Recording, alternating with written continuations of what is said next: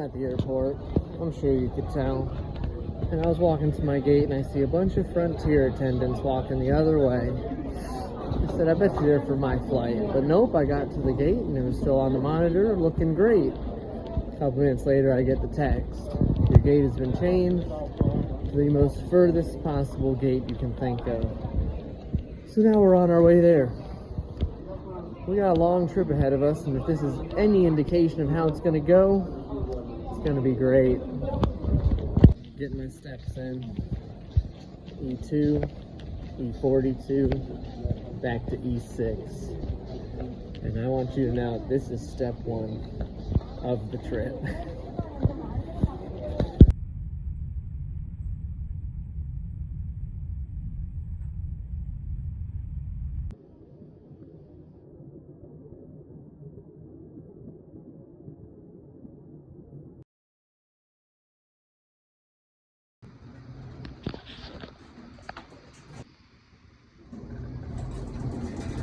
Well, steps 1 and 2 miraculously worked out. Plane landed, and I got into a hotel.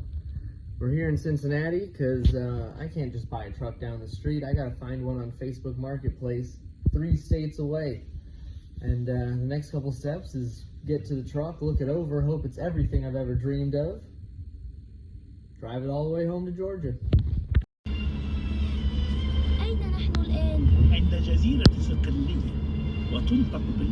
Just got dropped off by the Uber. I beat the owner. Hopefully not by much, but I get to take a sneak peek at the truck before asking him a bunch of questions about it. So, here's the truck.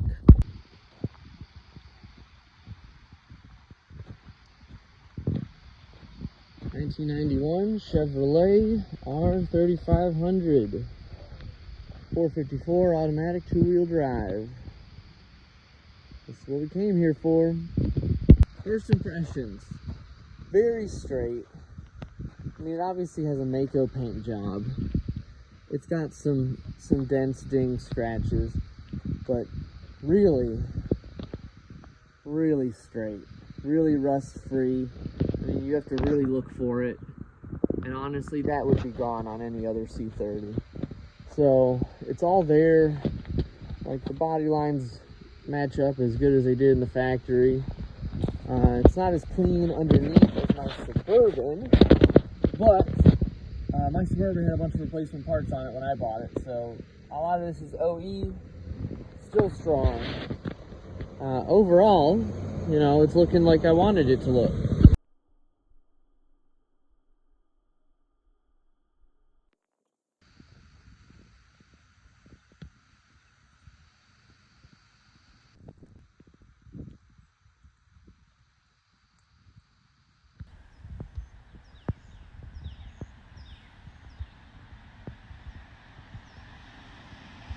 Good news, we're driving a truck. Bad news, we are 2 hours behind schedule. Great guy to work with. He even made a point to try to fix some of the things that were broken. The only problem with that is we tried doing that for like 2 hours and we still didn't really fix anything. So, kind of wish we just left 2 hours ago because we're still in the same spot. And so here's some of the fun things that I get to deal with on the drive home. Gas gauge doesn't work.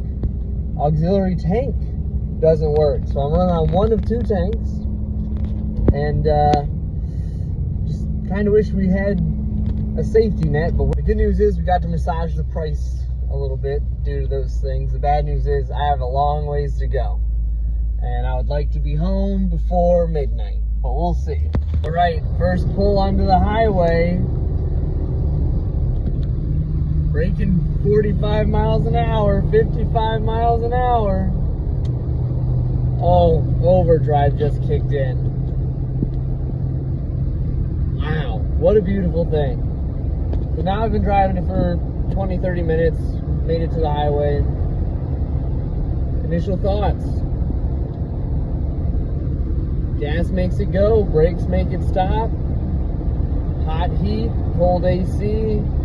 Doesn't make a bunch of noise, doesn't rattle, doesn't shimmy, doesn't dart. You know, it's got brand new tires. I don't know, good so far. Let's not... Hey, don't worry, I can knock on wood.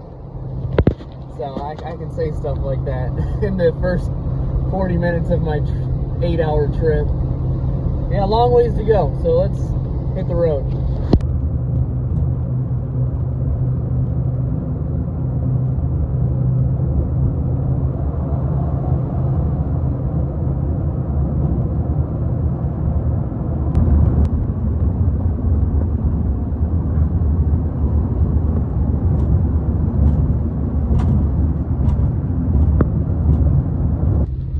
About 4 hours in, which is awesome.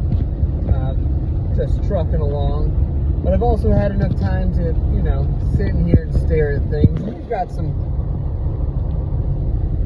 eyesores. We'll say that some things that need improvement. We've got old droopy visor here, not like that one. This one's pretty droopy. We've got holes all over the dash. I don't know why. A lot of holes in the dash, and they're everywhere. They're in the doors. A lot of random screws and things that don't really belong. What's the point of those holes right outside of the other holes? The steering wheel's rough. We gotta get rid of the steering wheel. There's no rear view mirror because it's down there next to my bag of chips. So nothing crazy, but we've got some annoying. Oh, no dash lights. We gotta get the dash lights working. Headlights and everything work. No dash lights. I don't know. Missing light cover. We don't have that. And the one speaker's working, not this one, the one way over there. Speaking right through the cracks in the dash. Status update. We're still trucking. It is windy now. Southern Kentucky, northern Tennessee, it is windy. But we haven't lost the topper yet, so that's a good sign. And I'm really pushing this tank of gas. The last time I filled up at like 110 miles just to be safe. And it only took 6 gallons out of the 18. So I was like, so we're pushing this one a little bit further, but now I'm in the mountains, so that's a little scary. Don't worry, sunshine, I got you on speed dial. You haven't moved yet, so you're still responsible for me. It's night now, you can probably tell because you can't see anything. We're still cruising, we're making good time, nothing special, nothing dramatic to report. There's a bit of good news. The gauges started working. I'm sorry, the gauge lights started working. The gas gauge still doesn't work. So I get to look at the gas gauge not working.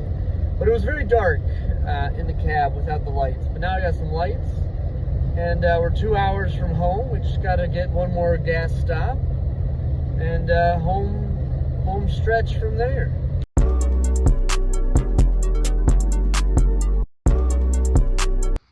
Now I'm just cleaning the ecosystem off the camper tank. It's coming off. Oh, there we go. It's coming off pretty good.